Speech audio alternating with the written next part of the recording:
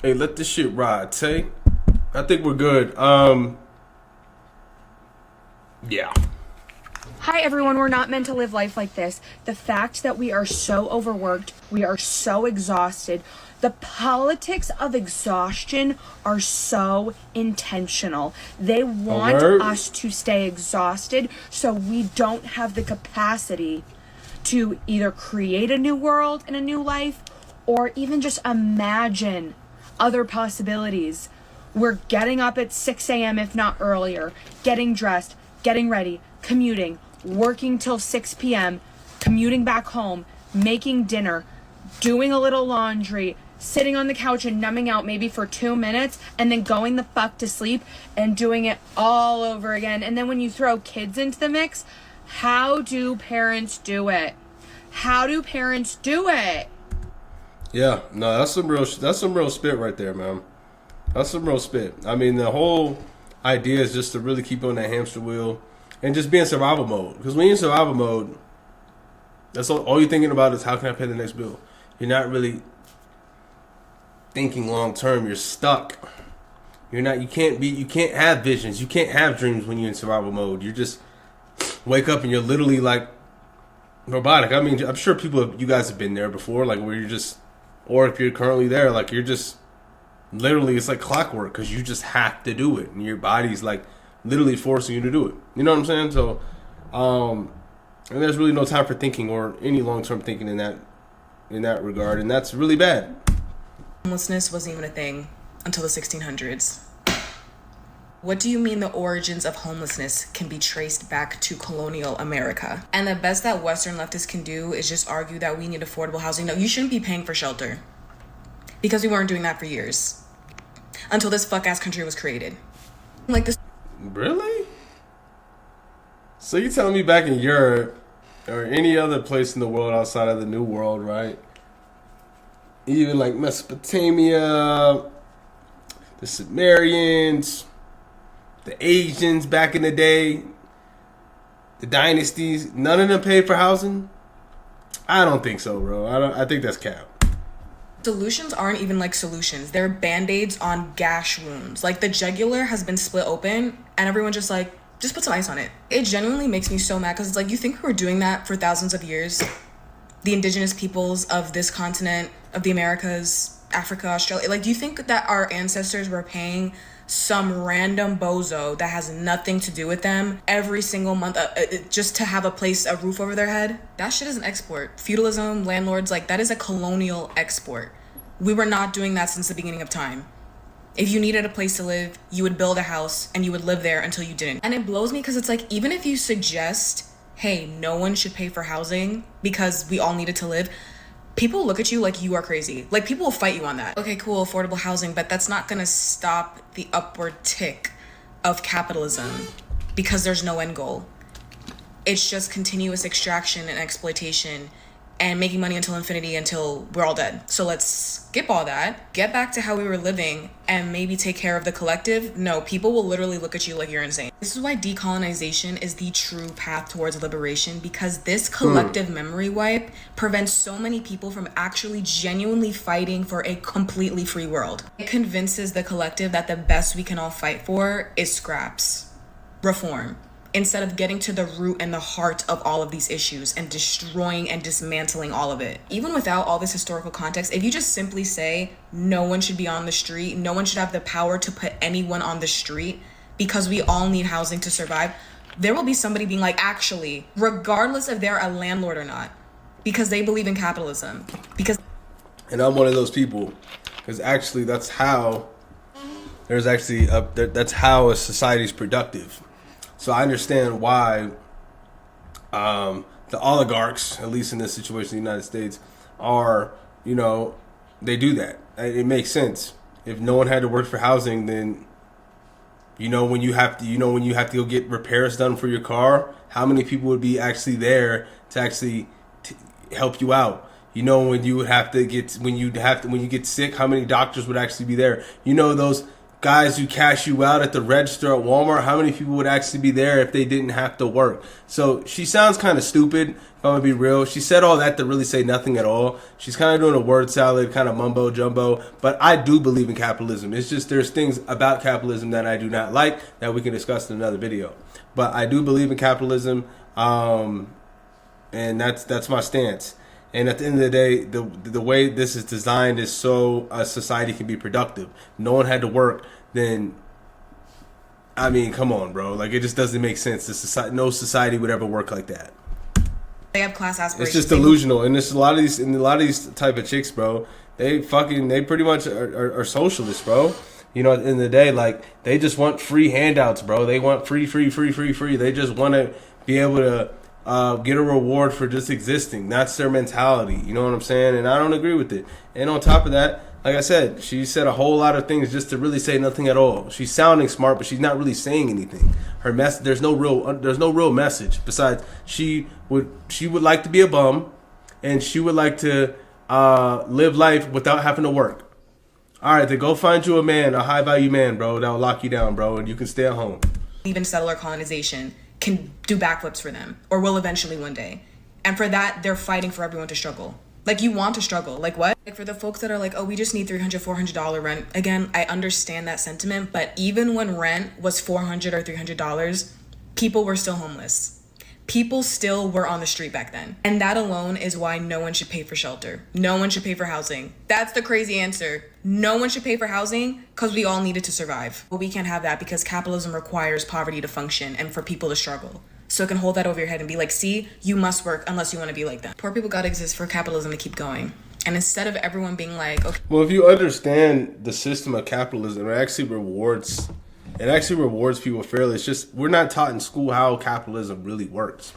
And yeah, you being an employee, W-2 worker, for the one that's actually taking the risk and actually giving you an opportunity to just show up and get paid to just show up, you're the one. They're the ones.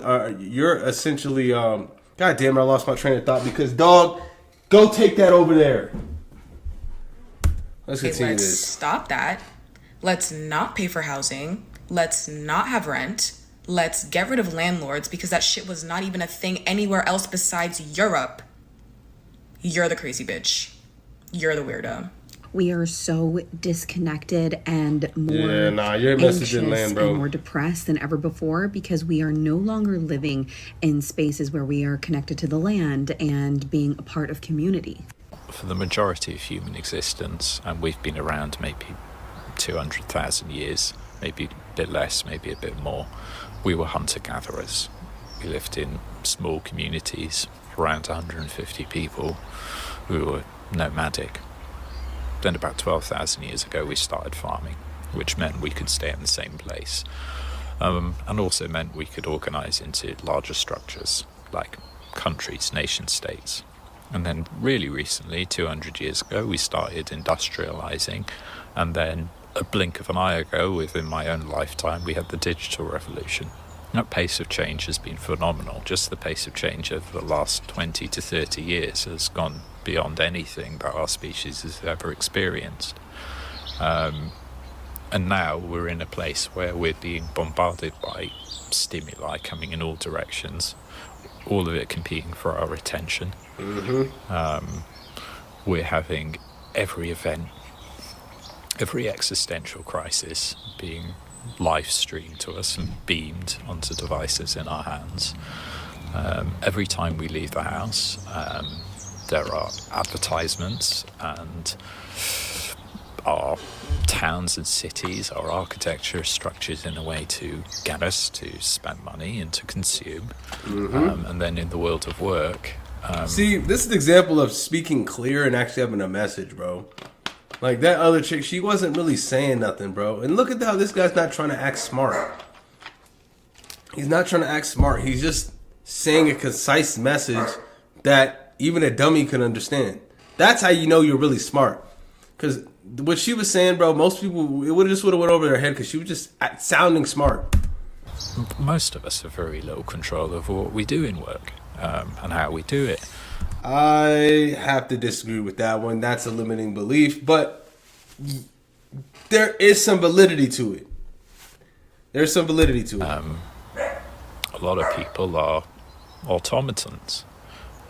They go into an office or a call center or a factory and they perform the same tasks every day. Yep. Or maybe there's an element of problem solving. And at the end of the day, bro, in most cases, there's really not an element of problem solving. So that's what I'm saying. Like, you're just getting really paid to show up. After you learn the job initially, you're just on autopilot. Let's be real. So, the fact that, like, people complain about, like, wages and stuff, like, bro, you're not really taking any real risk. And the thing is, I'm just going to be real. A lot of people on that side of the fence don't really know how business works and what it really takes, bro. What your employer, the risk they're taking to actually put you in that comfy, stable position. A lot of people don't understand that. But there's a formula, a set of rules that you have to follow.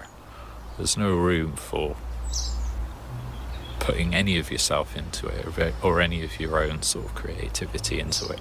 And that's deeply alienating if you spend 8 hours a day, 5 days a week, for most of your adult life doing that.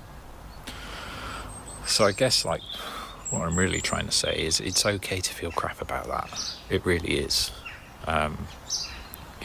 We don't have the same sort of intimate communities that we used to have.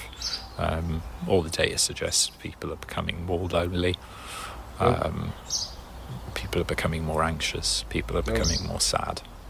And while it's easier to survive than it was 15, 20,000 years ago, and it's a damn sight more comfortable.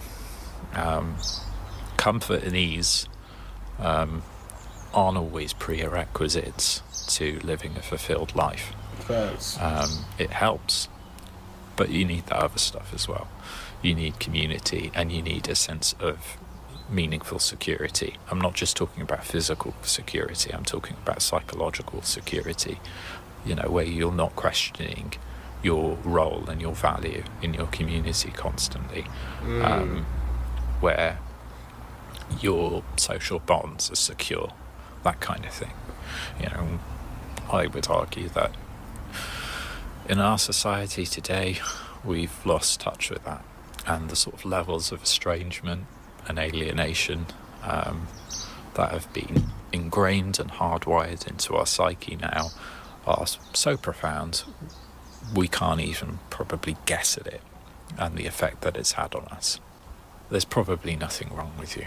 You're probably just having a normal reaction to being in an environment that wasn't meant for you. Exactamundo. A bit like a tiger in a cage in a zoo, exactly, pacing bro. up and down all day, looking very sorry for itself. I'm sorry, like, this dude really hit the nail straight on the head, bro. Every talking point, right on point, bro. Every talking point. That's what we've become. Now, it's not practical for everybody to go and live on a commune or a rural community somewhere. It just isn't. And a lot of the comments I had on the video was basically, if you don't like it, go and live in the woods. And that is a bit of a silly thing to say, because the problem with our environment and the problem it causes for our well-being is a systemic problem.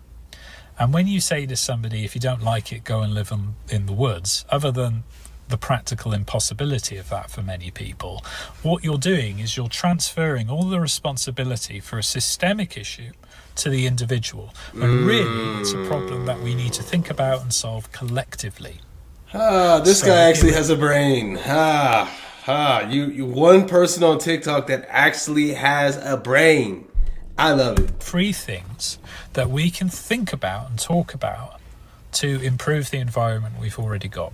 The first is, what do our cities and urban environments actually look like? When we're doing urban redevelopments, when we're building something, are we putting as much plants, wildflowers, trees, etc. in that space that we can feasibly put in there? Are we doing that? Are we setting aside a budget for public art, sculptures, murals, painting, that sort of thing? How can we make our urban environments as beautiful as possible and as close to a natural environment as possible? That will improve things. The second part, we need to think about is how can we reclaim community spaces. Now, things like community centres and youth clubs have been cut over the last 14 years by conservative governments. That needs to be reversed. But on top of that, we also need community spaces that are accessible and affordable, where people can go and, do activities and stuff like that. We used to have more of that, but we've lost it. Again, largely due to budget cuts, etc. And the final thing that I think we should think about is the world of work. Most of us work in jobs that have quite a feudal structure to them. Yeah. There's no democracy. It's very much paying homage to whoever's above you. And I mean, if we're going to be real, hierarchy is important, bro. So I don't have a problem with that. Only people that really have problems with hierarchy tend to be women. Guys understand hierarchy, though. But, yeah, I mean, that's just a part of life, bro. I mean, there's a chain of command, man. Line management, pecking order. You don't really have a huge amount of say in what you do. Obviously, that varies from job to job. But generally speaking, I think we need more democracy in the workplace. There's lots of ways you can go about that. But one of the big ways you can go about that is by joining a trade union. Trade union membership was much higher 50 years ago than it is today. We need to increase trade union membership. It's a great way to meet people. It's a great way to build communities. But it also means that you have some power and some say in the workplace, because you pool the power of individuals into a collective power that has bargaining power. That's the point of a trade union. So we need to start thinking about things like trade unions again. Also, it would be good if there was more financing and support for models like cooperatives and things like that. The reason we have mental illness is because we're not supposed to be living like this. We are not supposed to be ingesting junk and poison that's not even real food. We're not supposed to be disconnected from nature like this. We're not supposed to be isolated from each other. We're supposed to live in communities. We're not supposed to be with our faces in technology all the time on computers. We are not in any capacity supposed to be living this way. And that is why we have mental illness. Humans are not supposed to be living like this. I will say it again and again and again. We are not supposed to be living like this. We were not created to live like this. That is why there's so much mental illness, and we just do not understand it. America is an ongoing fear experiment. Fear that we're going to lose our job, fearful that our car is going to break down, fearful that we're going to get sick, fearful that our kids are not safe in school, fearful for the future of this country. And a lot of it stems from financial insecurity and instability. And I'll use my own personal life as an example. I'm having major tooth issues and I'm going into the endodontist today. But when I went to the dentist and he was seeing what was going on, he was like, "Oh, I think that you're going to need a root canal." And I immediately started crying, and I can't even decipher between, am I crying because I'm scared of the procedure, or am I crying because I'm stressed about having to pay for the procedure, or is it a combination of both? And I would argue that it is a combination of both, that even if you have good insurance in this country, that doesn't take away the anxiety and the feelings of overwhelm that you're going to be responsible for, like a huge bill. It would be different if our insurance policies were covering these like very regular routine procedures or situations, but they're not. Like, they're so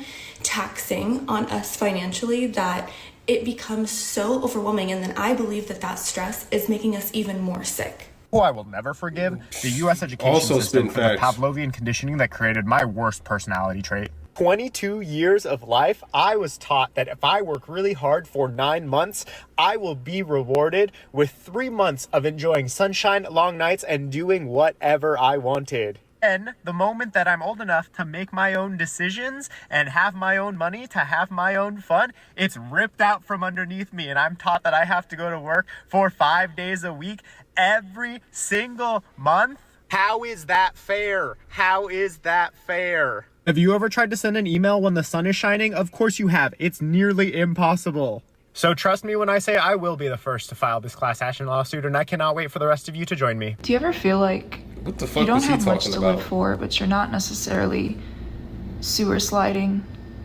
It's like there's nothing in my life that I can look forward to long term. You know, I kind of felt that, bro. I mean, you can make more money and stuff, bro, but once you already start making a certain amount, bro, like, it's kind of like, you're just kind of like, you know, you get used to it.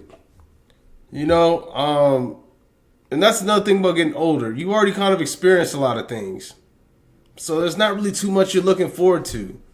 Most of us aren't probably going to end up being married or having no kids or having a family. At least the way things are looking right now. And, I mean, that's actually a huge part of why we're even here anyways. Like, the communal aspect of that. And, you know, it takes a village to raise kids, blah, blah, blah. And just, you know, having kids and shit. You know what I'm saying? But, look. I don't know. It's just, the 2020s have just felt so soulless, man. It wasn't like this in the 2010s, bro. I'm not gonna lie, it wasn't like this. It was a completely different time. Times were completely different, even like 7 years ago. You know what I'm saying? When what 7 years ago? It was 2018, 2017, 2018. Like, times were completely different back then. Even 10 years ago, like, the world is completely different. So, man, I guess there is really nothing to look forward to except death and taxes. Speaking of taxes, I got a fucking huge tax bill that I'm not too happy about.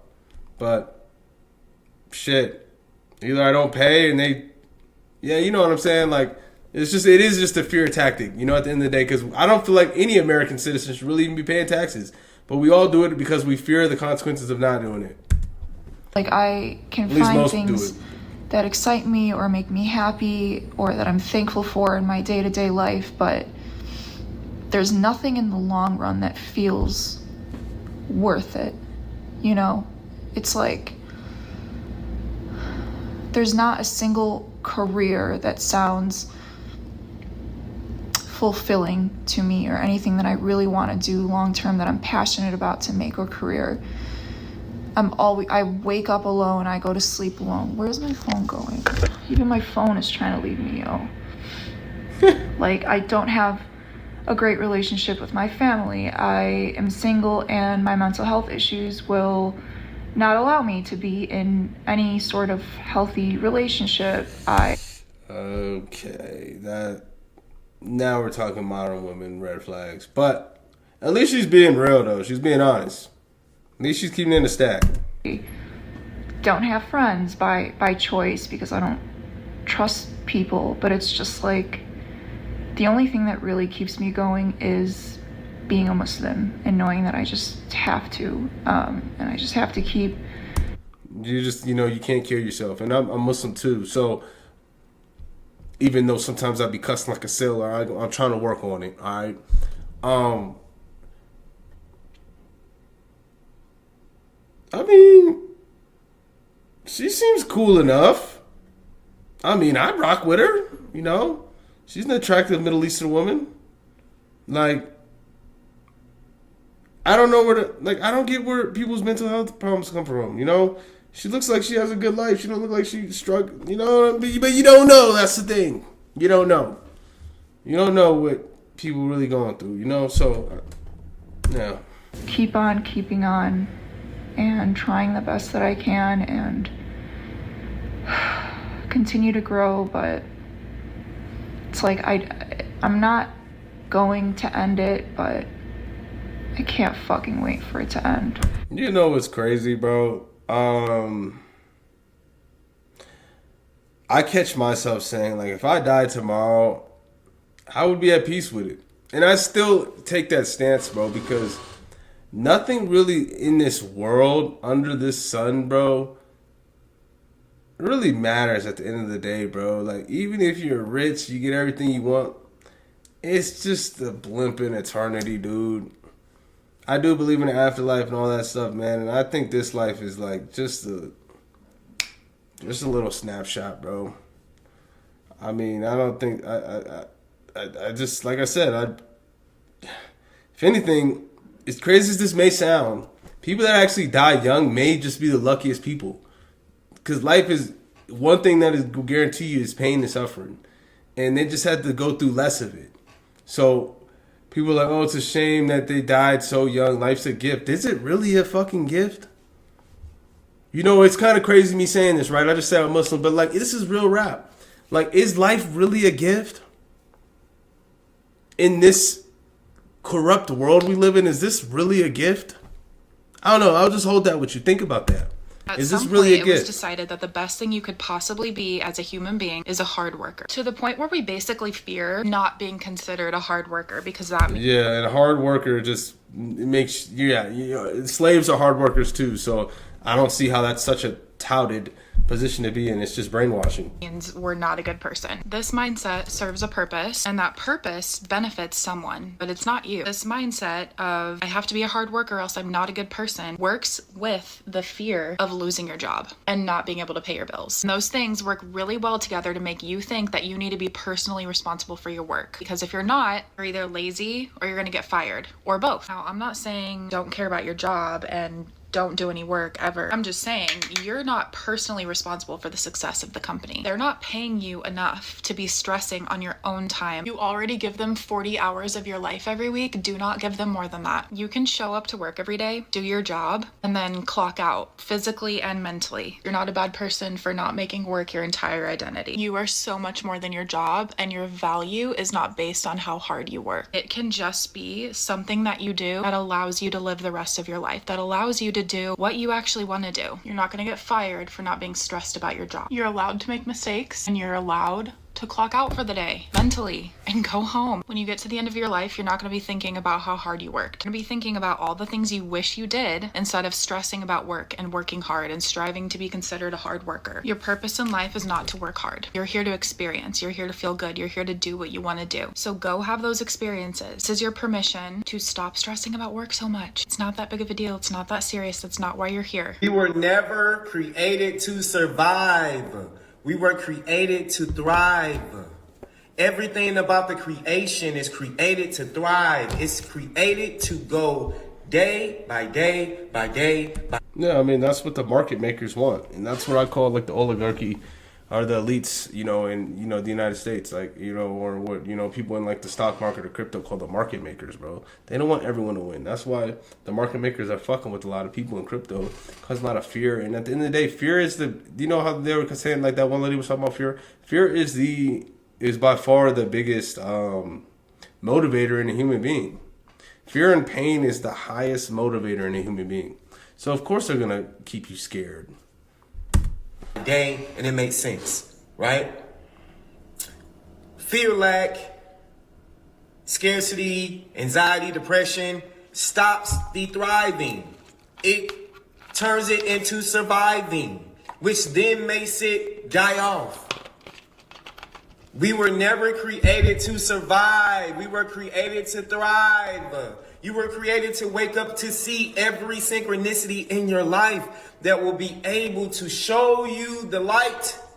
Bruh, you are fearfully and wonderfully made. You are blessed. You are divine. But too bad the oligarchs are fearfully and wonderfully made too, since we're all made in the image of God. And they have a brain and they understand that the way that the system can, they understand how they can manipulate the system and the people in the system to not live in that truth of, you know, blessed in divine truth, whatever you want to call it, whatever, made to thrive truth, to be stuck in a state of scarcity and just be in survival mode.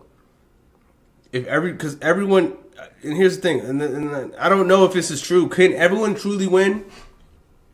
Can there be a world where everyone's doing well? Or is there always going to be a world where there's haves and have-nots? You let me know.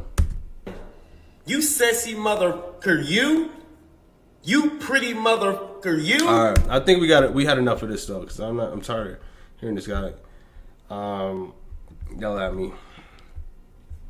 All right, let's hop in his comments.